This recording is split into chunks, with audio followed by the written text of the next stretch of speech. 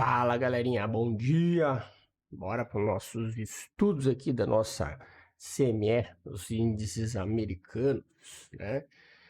Antes, rapidinho, dar uma falada aí de que foi a movimentação do Nasdaq, né? A gente vai estar falando. Ontem, na abertura, acabei fazendo esse trade aqui, acabei pegando essa falha de pivô aqui, nessa zona de liquidez, e acabei vindo com o trade até aqui embaixo. Então já começamos o domingo aí bem. Até postei lá no grupo do Telegram, essa foi na conta PA, não foi no teste. Agora foi um tradezinho legal. E depois aqui na madrugada ele deu uma nova entrada, né? Aqui ele voltou nessa região de teste depois de ter rompido o fundo e deu a continuidade e agora está chegando no alvo lá embaixo. Ele vai chegar, tá? O que eu queria mostrar para vocês rapidão aqui. Vamos estar falando do gráfico de 1 hora, tá? Que vocês têm que prestar atenção no que o preço está fazendo, tá? Vamos dar uma olhada aqui, ó. A gente está numa tendência de alta. Em 4 horas ela é mais clara para a gente analisar. Ó, ele está claramente fazendo uma tendência de alta. Acabou de fazer um novo rompimento de máxima na semana passada, fez um outro boss. E nós temos aqui embaixo agora, ó, essa região do H4, do 4 horas, uma zona de oferta, de demanda muito forte do H4. Tá? Tem essa aqui, tem a extremidade. E aqui nós temos essa liquidez, tá? Então, o que vocês têm que ficar esperto aqui? Por um possível movimentação de pullback, tá? Igual ele faz aqui, ó, tá vendo? Ele vem, busca liquidez nas regiões de extremidade, para depois dar-lhe nova impulsão. E isso aqui tá com característica de estar fazendo exatamente a mesma coisa, tá? Então a gente vai ter que ficar esperto para quê? Para tomar decisões aí no Nasdaq virado para o melhor lado que a gente possa imaginar, né? Lógico, imaginar não, estudar. O que a gente tem de característica aqui, ó? Aqui eu tenho um order block dos 60 minutos bem validado e eu tenho um outro aqui embaixo dos 60 minutos, que é o que eu vou deixar marcado, tá? Eu vou deixar marcado essas regiões dos 60. O que vocês têm que ter de ideia e pensar a respeito? Aqui, nessa região aqui, ó, onde nós tivemos o choque, nós temos um teste de topo rompido, ou seja, a famosa inversão de polaridade, nesse caso aqui. A gente já está tendo aqui, ele já voltou para dentro da caixa, tá? Vocês percebam aqui, ó, nesse topo que ele já voltou, inclusive, ó, foi o teste aqui que segurou o preço na sexta-feira. Então, o que a gente vai estar esperando agora? O que vocês têm que estar espertos é parar de caçar fundo, tá? O Nasdaq está virado para baixo.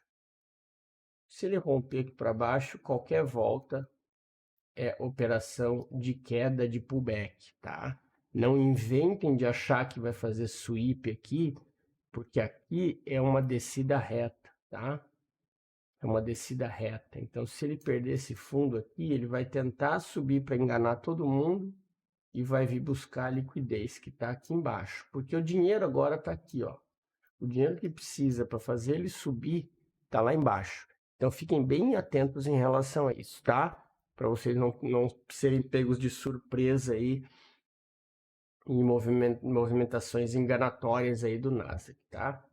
Beleza? Bora falar do S&P. S&P é a mesma coisa, só que o S&P a gente não tem aquela região aqui em cima. A zona do S&P de reteste é aqui embaixo, tá? E a gente tem o quê? Tem duas regiões importantes do S&P. 3, na verdade, né? Tenho essa, eu tenho essa daqui, tenho essa daqui e a extremidade, tá? E são essas regiões que vocês têm que ficar espertos, porque agora o preço está fazendo pullback. E percebam a movimentação dele como ela é, tá? Ela vem fazendo uma movimentação de zigue-zague. Se a gente trouxer para um time frame maior, Vocês vão ver que agora ele está chegando nesse meio do caminho aqui na zona de equilíbrio. Já deixando regiões de liquidez aqui.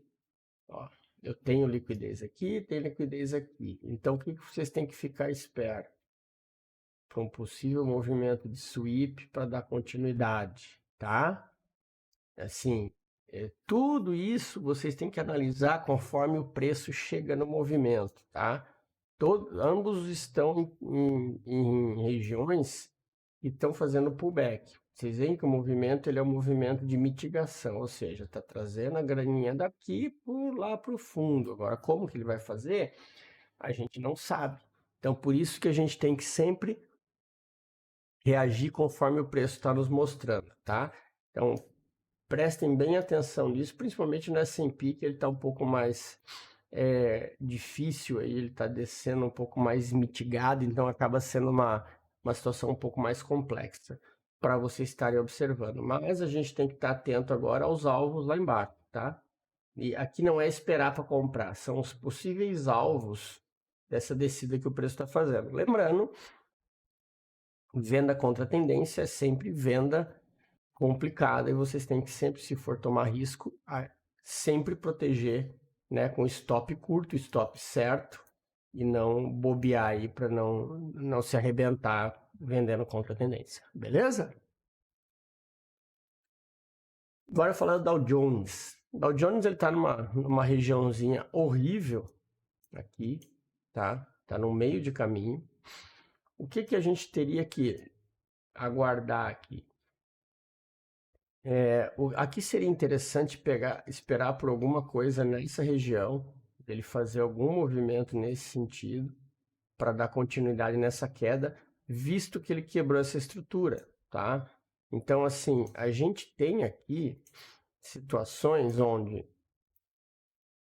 eu tenho regiões aqui importantes, são essas aqui, para pegar uma possível continuidade nessa venda, tá? Porque agora ele começou a corrigir. Então, se você está pensando, para a gente voltar a pensar em comprar no Dow Jones, a gente tem que esperar ele descer, porque percebam, ó, as zonas de oferta, as zonas de demanda, aliás, elas estão todas lá para baixo, ó. O dinheiro agora está aqui embaixo. Então, o que ele tende a fazer? Ele tende a vir buscar essas zonas aqui. O máximo que pode acontecer é ele não ter forças para voltar lá de uma vez, ele vir até aqui e dar continuidade na subida, tá? Mas de qualquer forma, o dinheiro está nessa região aqui, beleza? Então fiquem bem atentos para não se bobear em relação a isso, combinado? E vamos fechar aqui com o euro. O euro, ele está chegando nessa região aqui que eu já tinha falado, esse fundo quádruplo que ele deixou. Aqui tem muita liquidez, tá, turma? Então, assim, ó, ele está em processo de correção. No 15 minutos, eu tenho uma região que, apesar de ser barata, quando a gente olha a estrutura do 15 minutos, ela está numa região barata, ela é uma região importante, porque é uma zona de liquidez, tá? Então, o que vocês precisam fazer? Prestar atenção na forma como que o preço reage nessas regiões aqui, ó. Aqui é um primeiro ponto que vocês têm que observar, tá? E depois esse outro aqui. Esse de cima é o mais mais confiável, né? Porque além dele estar numa zona mais premium, ele está bem atrás de uma zona de liquidez. Então pode ser que o preço vá lá sim buscar, tá?